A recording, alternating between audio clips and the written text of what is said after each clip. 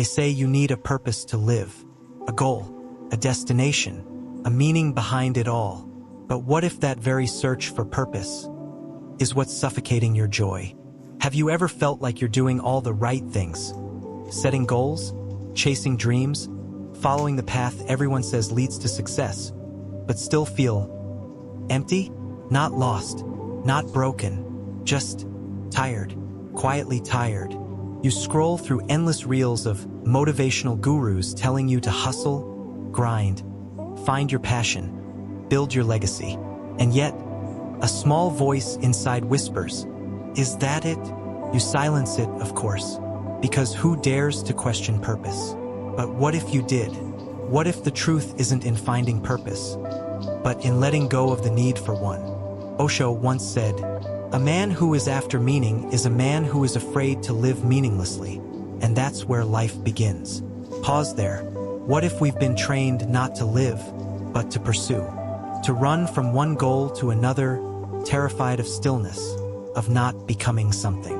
We treat life like a project management board. Milestones, timelines, achievements. But the real question is, for whom? And what happens when we reach the end of all those goals? Another one appears, higher, shinier, with more expectations. And the joy, still waiting, like a carrot hanging on a stick, always one step beyond. They tell us, find your purpose and you'll be happy. Lose your purpose and you're lost. But what if it's the other way around? What if only when you lose your purpose, you start to live? Sounds dangerous, doesn't it? To not have a reason, to not be chasing something. We're so addicted to forward motion. We mistake stillness for stagnation. But Osho saw things differently. He said, existence is purposeless, but that is its beauty, its grandeur. It is not moving towards some goal. It is dancing, not going anywhere. Imagine that for a moment. A life not driven by why, but moved by wonder. A life not justified by outcomes, but lived moment to moment, like a breeze, like a bird singing without knowing why. Maybe that's freedom, but we've been conditioned otherwise. From childhood, we're asked, what do you want to be? What's your dream? What's your 5-year plan? Rarely are we asked, who are you now? What are you feeling this second? If you never achieved anything more, would you still feel worthy? The system doesn't reward being. It rewards becoming. But that constant becoming is a treadmill, one that never ends. And the more we run, the more we believe stopping is failure. Yet somewhere in that stillness we avoid might be the very happiness we seek. Not the happiness of arrival, but the happiness of weightlessness, of no direction, no title to wear, no meaning to prove. Just this moment, unowned, unbranded, unmeasured. And perhaps that's what no one tells you, that the secret to being truly alive might be found in dropping the very thing you've been told to pursue your whole life. Purpose. In this video, we won't look for the right thing to do. We won't chase fulfillment like it's hiding behind a wall of self-improvement. Instead, we'll sit with Osho and listen, not for another answer, but for the silence beneath the question, for the joy that arises when the chase ends. No rush, no goal, just presence. Because maybe, just maybe, to live without purpose isn't to be lost. It's to finally come home. There was once a man who came to Osho and said, I've done everything. I have money, a family, status, even moments of success. But I feel hollow. What's wrong with me? Osho smiled. Nothing is wrong with you, he said. What's wrong is what you've been taught to want. We've been raised to believe life must have a purpose, something to aim for, a summit to climb. But for Osho, this is not life. It's a subtle slavery. The moment you ask for the meaning of life, you have already betrayed life.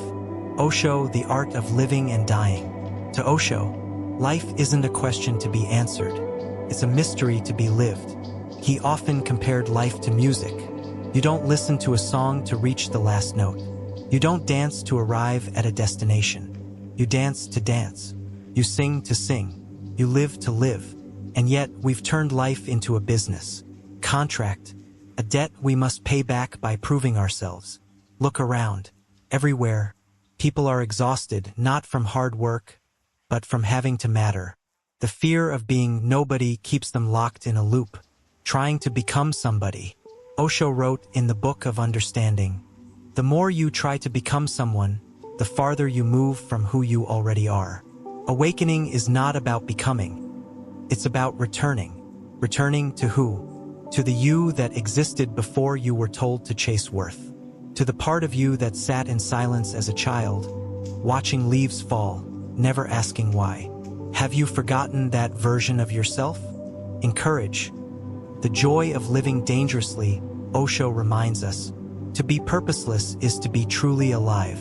Otherwise, you are only playing a game, and all games are meaningless in the end. He's not telling us to become lazy or reckless. He's pointing toward something deeper, the courage to not know. To walk through the world without constantly seeking a label for your footsteps. To be without explanation. Think about it. Have you ever noticed how the most peaceful moments in life were also the most purposeless?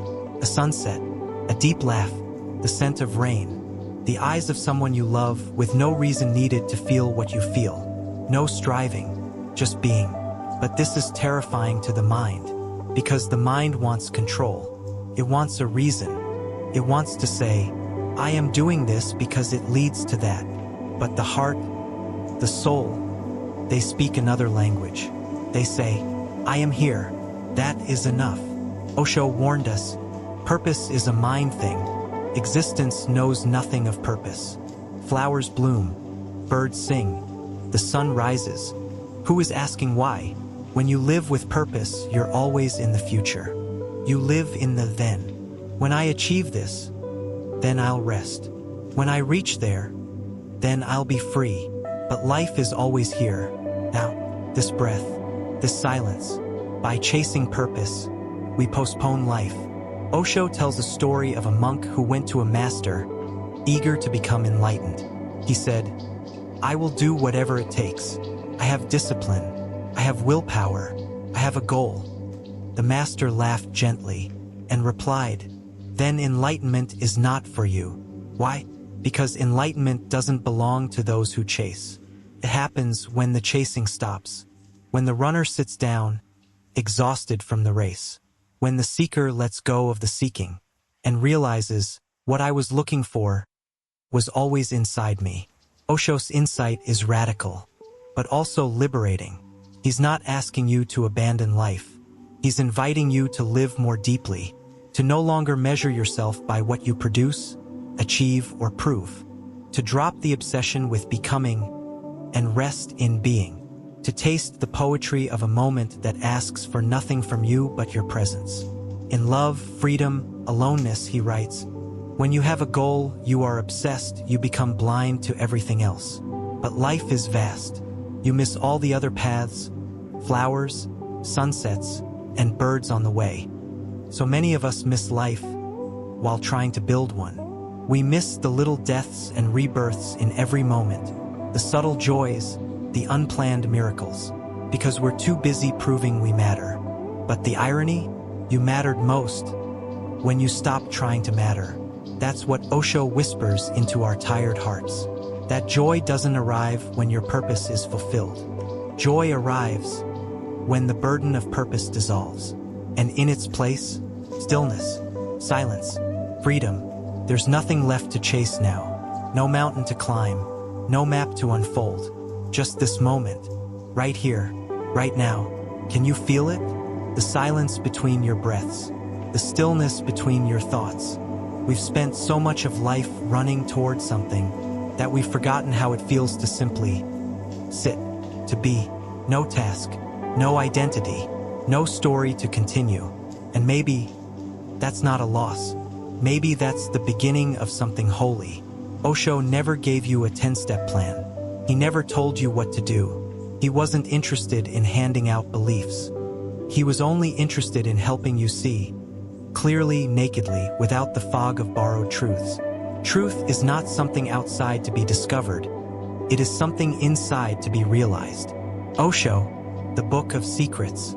So don't rush to label this moment. Don't turn it into another project. Don't ask, What should I do now? Just wait, stay. Like sitting on the edge of a quiet lake at sunrise. Nothing moves, nothing needs to. The mind may stir, the old questions may return. But what am I doing with my life? What am I supposed to become? Let them come, let them pass, like clouds over a mountain. You are the mountain, unmoved, still, sacred.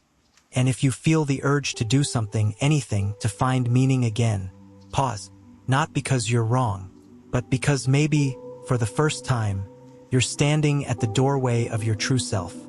Not the self that strives, not the self that pleases, not the self that performs, but the self that simply is, the self that breathes without effort, the self that knows it doesn't need a reason to exist, just as a flower doesn't need a purpose to bloom, just as the wind doesn't need direction to dance.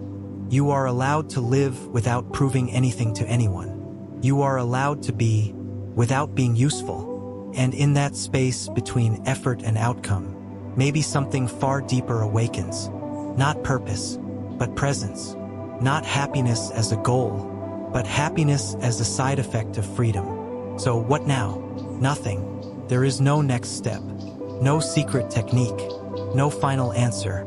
Osho never wanted to give you a destination. He only wanted to remove the walls, to remind you that you were already home. He didn't shout truth at you. He whispered emptiness into your ears and let it echo. So maybe you don't need another philosophy. Maybe you don't need to fix anything about your life.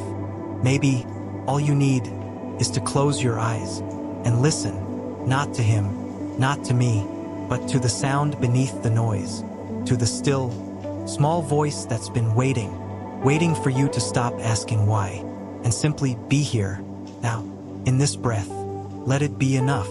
Let it be everything.